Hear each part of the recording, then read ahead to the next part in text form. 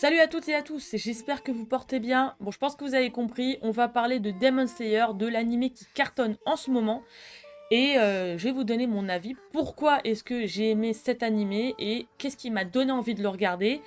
Je vais aussi parler de la Forteresse Infinie, donc si vous ne l'avez pas vu, voilà, ça va spoiler, je vous le dis d'avance. Et avant de continuer, je voudrais remercier mes abonnés parce qu'on est plus de 300 sur la chaîne, ça me fait très très plaisir, donc merci beaucoup à vous d'avoir pris le temps de me suivre et de regarder mes vidéos. Et si jamais c'est pas encore fait, eh bien n'hésitez pas si ça vous plaît. Avant de parler de ce qui m'a le plus plu dans l'animé, on va revenir sur ce qui m'a donné envie de le regarder. Et clairement, il y a deux facteurs. La popularité de l'animé, tout le monde en parlait, même encore maintenant, tout le monde en parle. Tout le monde m'a dit ouais, faut que tu regardes, c'est pas normal que tu l'aies pas encore vu. Le film va bientôt sortir, on était à 2 mois de la sortie en France du film La Forteresse Infinie. Donc vous voyez, c'est tout récent, hein, Demon Slayer. Et puis un jour, en fait, je suis tombée sur le combat Rengoku contre Akaza dans le train de l'infini. Je me suis dit, ok, j'ai lâché mon téléphone, j'ai lancé Demon Slayer. Je me suis dit, d'accord, les gens ont raison, faut que je regarde, en fait. C'est pas normal que je l'ai pas encore vu, voilà, clairement. Et j'ai pas vu en plus tout le combat, hein. Heureusement. Parce que sinon, en fait, j'aurais été dégoûtée du dénouement. Mais voilà, bah, j'ai vraiment pas été déçue de l'aventure. Et pour l'instant, c'est pas encore fini, puisqu'il nous manque les 2 dernières parties de la forteresse infinie. Mais vraiment, dites-vous que 24 heures avant de voir le film, j'ai fini l'animé. Et je me suis dit, je sais pas comment les gens ont tenu un an avec cette fin-là. Vraiment, vous êtes courageux, donc vous voyez, c'est très récent. Et j'ai tellement aimé La Forteresse Infinie que j'ai été le voir 2 fois au cinéma, donc voilà, on ne juge pas. Je suis une fan nouvelle, on va dire ça comme ça, mais vraiment, j'adore Demon Slayer. Voilà, et maintenant on arrive à la partie qui nous intéresse, pourquoi j'adore Demon Slayer. Alors c'est pas que pour le film, la forteresse infinie, il y a aussi tout le reste qui va avec. Bon, on arrive à la partie, ce qui m'a le plus plu dans l'animé. Alors, il y a plusieurs points, vraiment, et pour moi le plus important, quand je veux aimer un animé, en tout cas pour moi, hein, c'est déjà l'histoire. Est-ce que l'histoire m'intéresse ou pas? Bon, bah forcément, il y a oui et il y a non, voilà, il n'y a pas 36 000 solutions.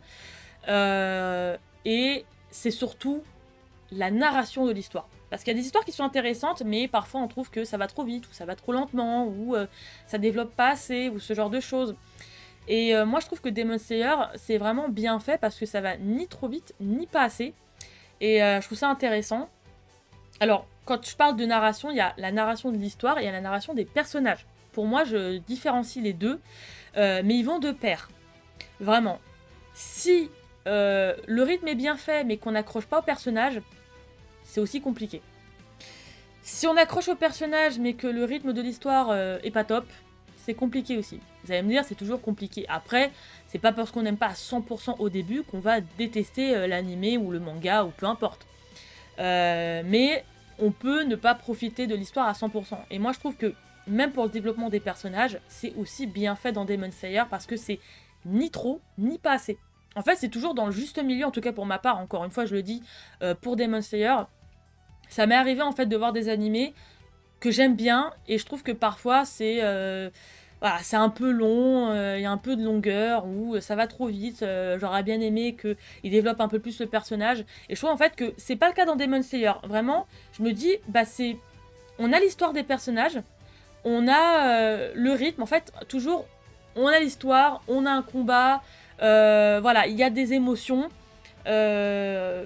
Pour moi, en fait, vraiment, ce sont 2 points que je sais pas, hein, mais qui, comme j'ai dit, vont de pair, qui sont vraiment les plus pertinents pour moi.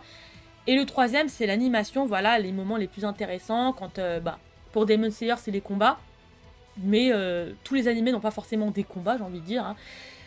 Bon, en termes d'animation combat sur Demon Slayer, je vous ai dit, hein, Akaza Rengoku, c'est ce qui m'a donné envie de le regarder, donc forcément, il y en a d'autres hein, qui m'ont vraiment plu dans Demon Slayer, je pense surtout à Tengen, Gyutaro et Tanjiro, hein, qui était un très très beau combat que j'ai beaucoup aimé.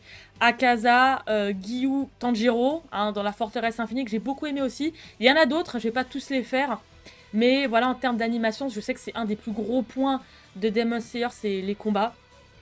Mais moi je trouve que les combats c'est en fait un plus, mais vraiment la base de tout c'est aimer l'histoire, aimer les personnages et le rythme vraiment de l'animé comme je vous ai dit, et après bah tout le reste c'est un plus, mais le plus faut l'aimer aussi, hein, j'ai envie de vous dire.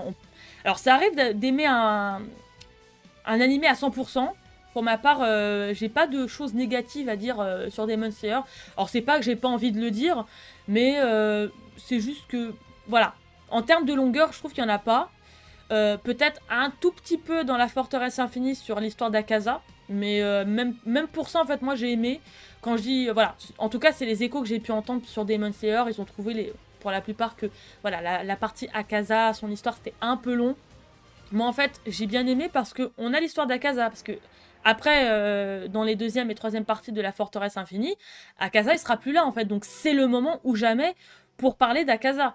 Parce que ça sert à rien de faire mourir le personnage et d'en parler dans X épisodes après. Enfin, parfois, c'est le cas dans certains animés. Et c'est pour ça, ou certains mangas. Alors, j'ai animé, mais je parle aussi de manga. Hein. Et c'est pour ça que je trouve que dans Demon Slayer, c'est le bon moment en fait pour parler des personnages. On présente le personnage, on parle de son passé, on a un combat, et puis on va pas revenir 45 fois en fait dessus. Et c'est pour ça que je dis en fait que Demon Slayer c'est bien fait, parce que c'est ni trop, ni pas assez, et je trouve que c'est bien placé quand on parle de tout ça. Voilà, donc pour moi, ça c'était les plus gros points. Alors, c'est pas parce que j'ai pas parlé d'autres points que je n'aime pas ces autres points, bien sûr. Mais en tout cas, pour ma part, c'est les points qui me donnent envie, en fait, vraiment de regarder un animé. Et pour le coup, Demon Slayer, bah, il a validé facilement, en fait, ces points-là.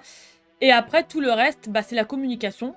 Hein. Mais la communication, bah, tout dépend vraiment du studio, en fait, qui s'en occupe. Et pour le coup, eh ben, j'applaudis. Parce que c'est super bien fait.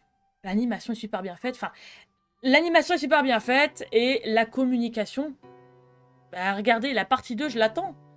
Et c'est pas pour tout de suite, c'est qu'en 2027. Vous vous rendez compte? Je suis hypée. Ça, c'est hyper important. Si la communication est mauvaise, et bah, ça peut faire perdre en fait des personnes en fait. Ça peut faire perdre l'intérêt des gens pour aller voir le film en question. Et là, pour le coup, vraiment, ils ont fait un travail de ouf.